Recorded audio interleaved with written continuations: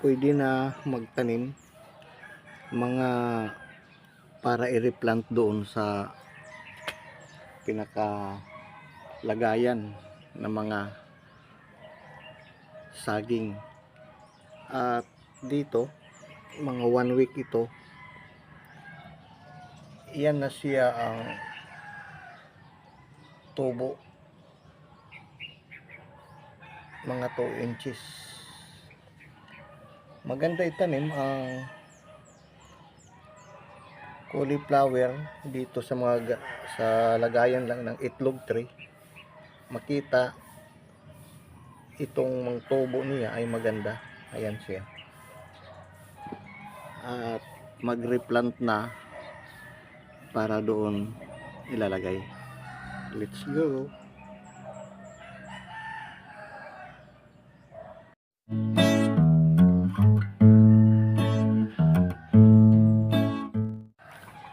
Ready na ang soil at natakipan para hindi siya madry para sa pagtataniman ng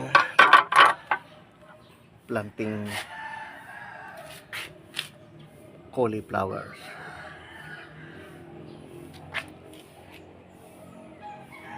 Mayroon ito siya 8 na pagtataniman. Maganda ngayon ang panahon at maliwasay ang sikat ng araw. Ang environment ay napakaganda ngayon. Ayan. Marami dito mga ayan. May mga ibon na malapit lang. Ayan siya.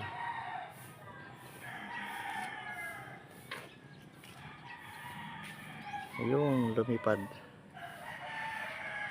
At tamang-tama at maganda magtanim. Dapat mga hapon para umaga maganda mapresko ang itatanim.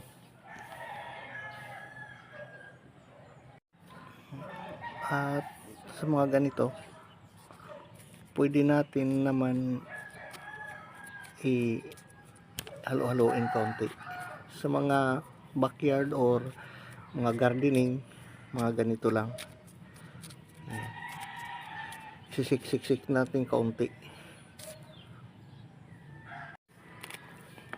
At dahan-dahanin lang natin siya iangat. Ayan. Para hindi masira yung roots niya. At hindi masyadong malalim para makabulyong siya pagtubo. Pag walang plastic nga mapagtaniman, okay na itong lagayan ng itlog na tree. At maganda pag nababasa siya at hindi siya mainit. Makita itong mga tubo niya katulad nito. Ayan siya. Hindi na siya na gagalaw yung puno, kundi diretso na natin ito itatanim. Ayan.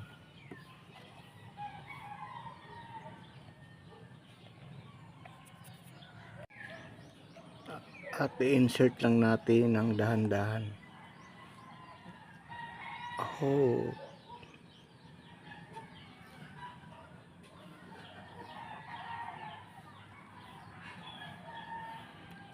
Pwede naman ito i-direct plant, pero mas maganda ito na makita na magandang tubo.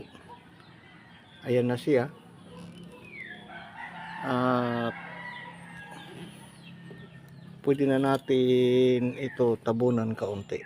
Ayan. Huwag lang ipul siya para makabulyom. Ito basa na ang lupa nito. Hindi na ito siya tutubigan.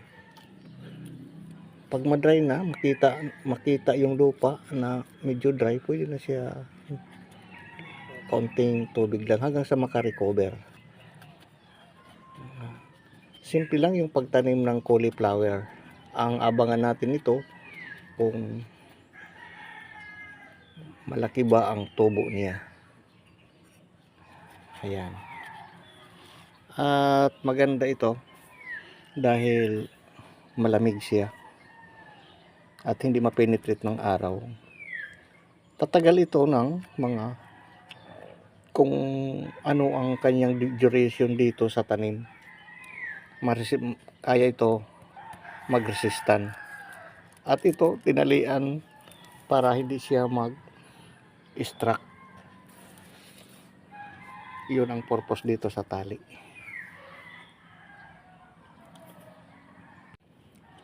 Ganito lang po magplanting ng cauliflowers sa mga backyard or garden, at madali siya magtubo. After 1 week, ito na po ang kanyang haba at healthy ang kanyang pagtubo.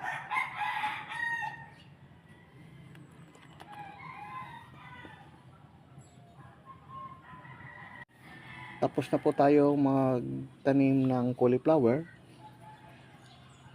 at aantayin na lang kung sa 1 week nang maitanim or 15 days i-update uli kung ilan ang taas niya, kung maganda ba ang growth. At maganda dito, sinasabi na mapagtaniman itong itlog tree dahil ay nag-observe siya ng magandang temperature.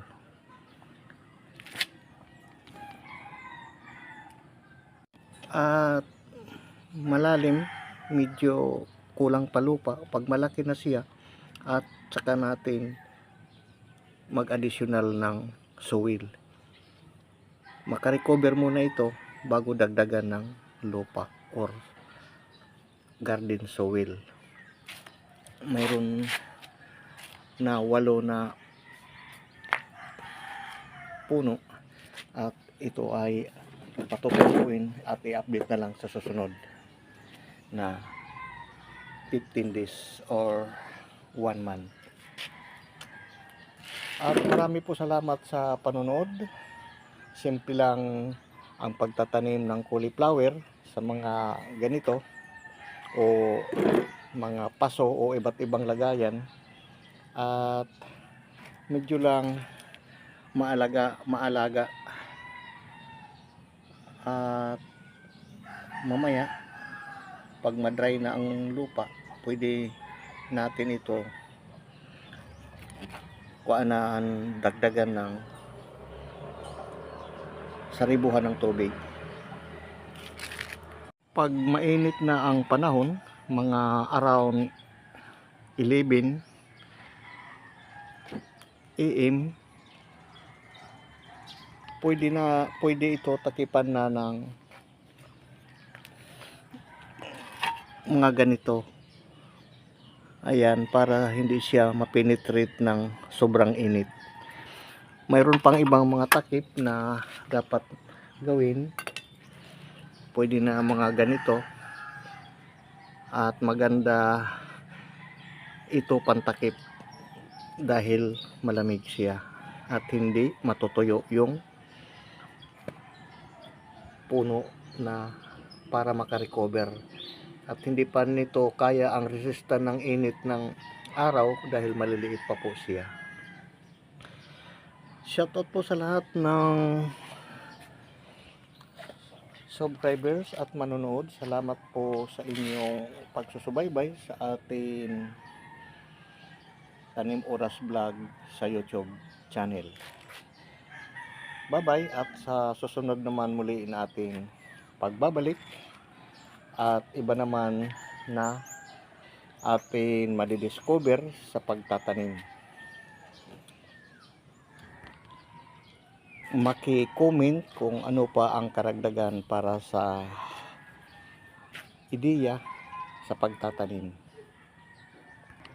Sa susunod natin na videos at ang ating tatalakayan, ito naman na carrots planting. Dito itatanim.